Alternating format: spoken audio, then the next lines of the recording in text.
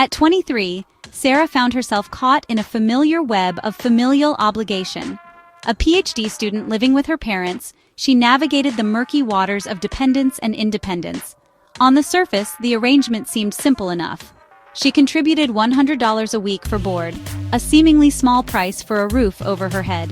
She bought her own groceries, carefully budgeting her limited funds.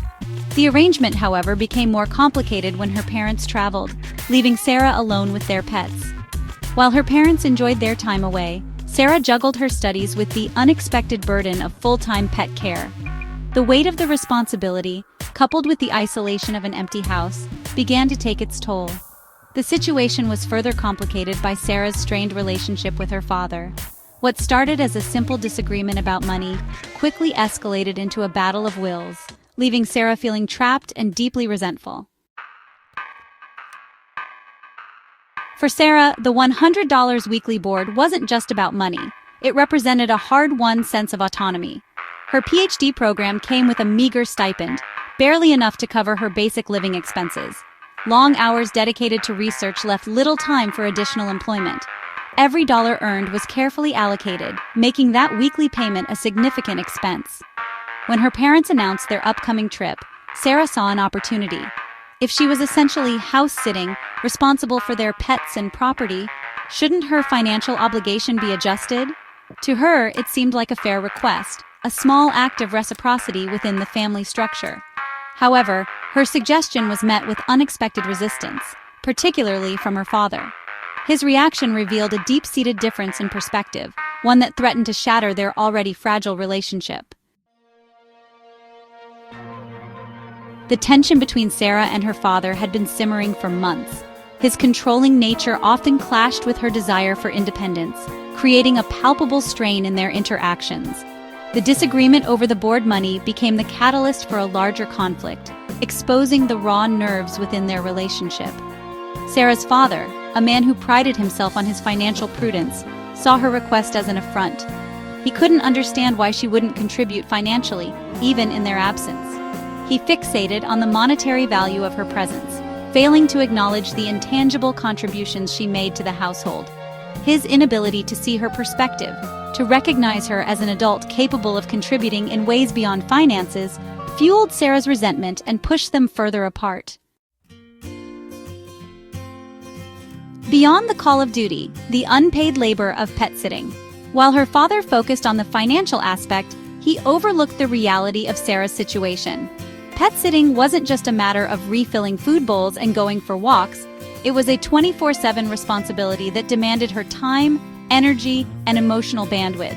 The dogs, accustomed to her parents' presence, became needier, seeking her attention and reassurance.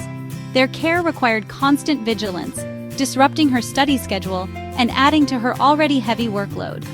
Beyond the pets, there were the everyday tasks of maintaining a home, collecting mail, watering plants, keeping things in order.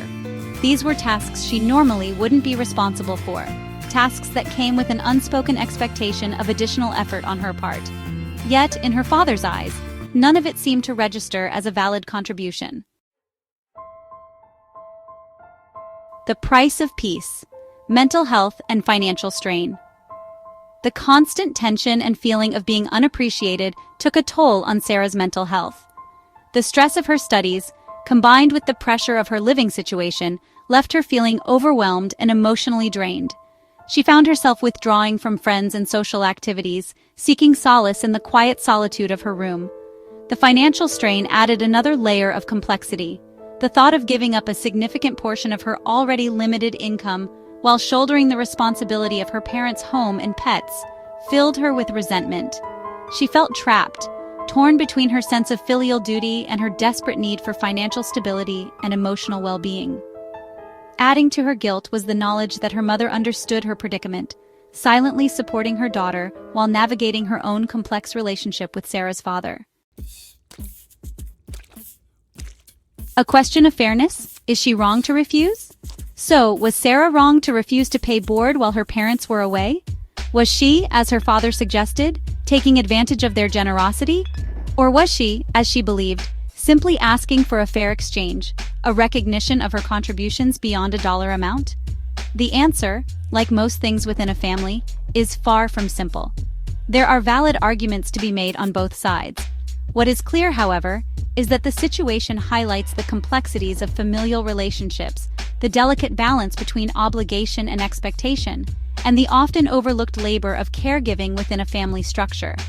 Ultimately, it is a story about the need for open communication, empathy, and a recognition that sometimes the most valuable contributions are not always measured in dollars and cents.